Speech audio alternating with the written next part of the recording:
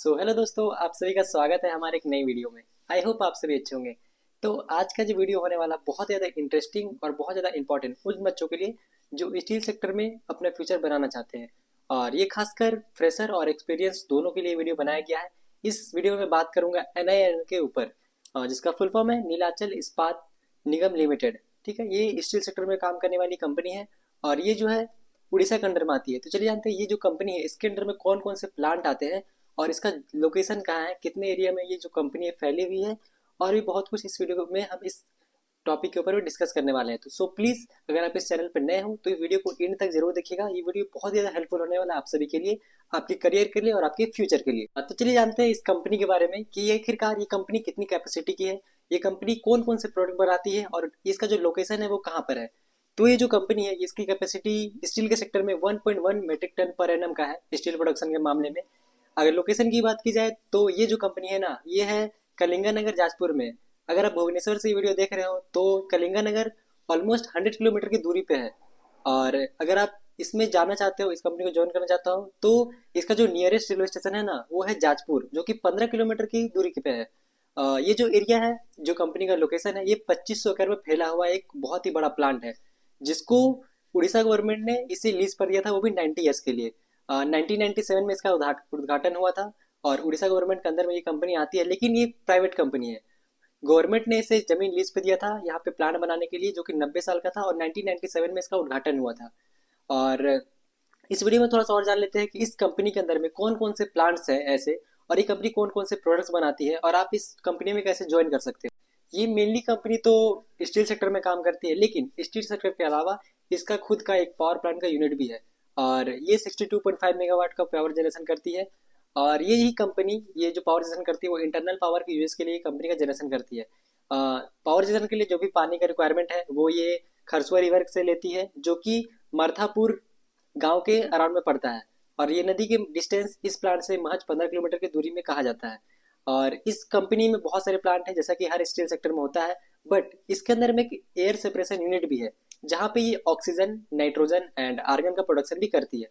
इन सब के अलावा जो प्लांट्स अदर स्टील सेक्टर में होते हैं वो सारे इसमें हैं। जैसे कि इस कंपनी में कोक ओवन बैटरी है, जिसका जो प्रोडक्शन की बात की जाए तो 0.88 MTPA का ये प्रोडक्शन करती है। और इसमें CDQ फैसिलिटी भी है, जैसे कि कोक डाइक क्विचिंग इसका फुल फॉर्म है। ये जो कंपनी है कोक ओवन, ये इसी प्लांट के अंदर में ही आती है, जो BF साइज के कोक्स को प्रोड्यूस कराती है।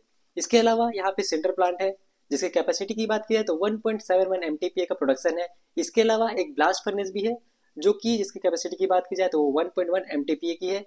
इन सब के अलावा जो मेन स्टील सेक्टर का जो मेन प्लांट होता है वो है SMS स्टील मेल्टिंग शॉप। इसकी कैपेसिटी की अगर बात की जाए तो ये 0.9 MTPA की है।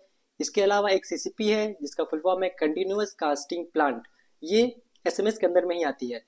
और जैसा कि मैंने बताया खुद का ऑक्सीजन प्लांट है और एक LDP है। LDP का मतलब यहाँ पे lime and dolomite calcination plant है। लाइम का हिंदी में अगर सबको अनुवाद किया जाए तो सिंपल सा वर्ड में इसको चुनावी बोलते हैं। जो इंटरनल कंजम्पशन होते हैं वो सारी कंपनी खुद ही करती है। और इन सब के अलावा बाई प्रोडक्ट एरिया है, जैसे कोक ओवन में होता है ना, जो मटेरियल को हम यूज कर रहे हैं उनके अलावा जो मटेरियल बन के निकल रहे हैं ना वो बाई प्रोडक्ट के अंदर में आते हैं। अब कोक बनाने के प्रोडक्शन में ना बहुत सारी चीजें आती है, इनमें निकलती है, जैसे कि स्लैग, टार, एमोनिया सल्फेट, जो कि बाई प्रोडक्ट के अंदर में आती है। इन सब चीज़ों का निर्माण ये कंपनी करती है। और कंपनी बहुत ही बड़ी है। अगर आप स्टील सेक्टर में ज्वाइन करना चाहें, चाहे फ्रेशर हो चाहे एक्सपीरियंस हो, कंपनी को स्विच करना चाह रहे हो ना, तो मैं बोलूँगा ये कंपनी आपके लिए बेस्ट है, क्योंकि ऑलमोस्ट मैंने अभी बताया कि 7 से 8 प्लांट्स इस कंपनी के अंडर में आती है, सेम लोकेशन पे जाजपुर उड़ीसा में ही। ठीक है, तो अगर आप किसी भी तरह का फ्रेशर हो तो इस कंपनी को के बारे में आप जान सकते हो, पढ़ सकते हो, और इसके बारे में, इसमें ज्वाइनिंग करने के बारे में भी सोच सकते हो। अगर आप किसी कंपनी में, एग्जिस्टिंग कंपनी में, सेल्स सेक्टर में काम कर रहे हो और आप चाहते हो किसी बड़ी कंपनी में, किसी अच्छी कंपनी में स्विच करना, तो भी आप इस कंपनी के बारे में सोच सकते हो। इन सब के अलावा हम जान लेते हैं कि आखिरकार इतने सारे प्लांट्स हैं तो ये कंपनी स्टील सेक्टर में कौन कौन से यूनिट्स में क्या क्या बनाती है। मेनली ये 3-4 चीज़ ही बनाती है स्टील सेक्टर में, जैसे कि मान लीजिए आपका virgin steel billet, pig iron और BF कोक, ये 3 चीज़ों का मेनली प्रोडक्शन इस प्लांट के अंदर में ही होता है। और इन सब के अलावा इसका खुद का एक आयरन ओर का प्रोडक्शन का यूनिट है। आयरन ओर का ये माइंस इसके अंडर में आता है, जो कि 872.29 हेक्टेयर एरिया में फैला हुआ है। इसकी भी जो कंपनी है, ये कंपनी और आयरन ओर्स का जो निर्माण कर रही है, ये भी गवर्नमेंट की तरफ से इसको ऑथराइज किया गया है। 50 ईयर्स की ये लीज पे दिया गया है कि ये जो कंपनी है ना सिर्फ 50 साल के लिए ही उस जगह पे माइनिंग का काम कर सकती है, जिसको ये इशू किया गया था अराउंड 2017 में। मैंने भी बता दिया इस वीडियो में ऑलमोस्ट सारी चीज़ें कि इस कंपनी के अंडर में कौन कौन से प्लांट हैं, माइनिंग सेक्टर में ये काम करती है, स्टील सेक्टर में ये काम करती है, कुछ बाई प्रोडक्ट्स की यूनिट्स भी बनाती है।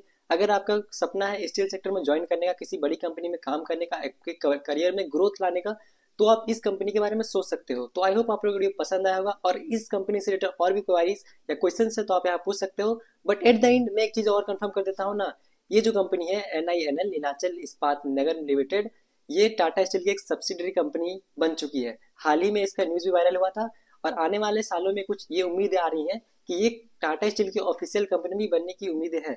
तो बेस्ट ऑप्शन है आप सभी के लिए। और इस वीडियो में बस इतना ही रखते हैं, वीडियो को ज़्यादा लंबा नहीं करते। अगर आपको इस वीडियो से रिलेटेड और भी क्वारीज है, क्वेश्चन है, तो प्लीज़ कमेंट सेक्शन में अपनी राय दें। हम वो आपको रिप्लाई करेंगे और आपको क्वेश्चन का रिप्लाई करेंगे। तब तक मिलते हैं किसी नई वीडियो में किसी नए टॉपिक के साथ। जय हिंद, जय भारत।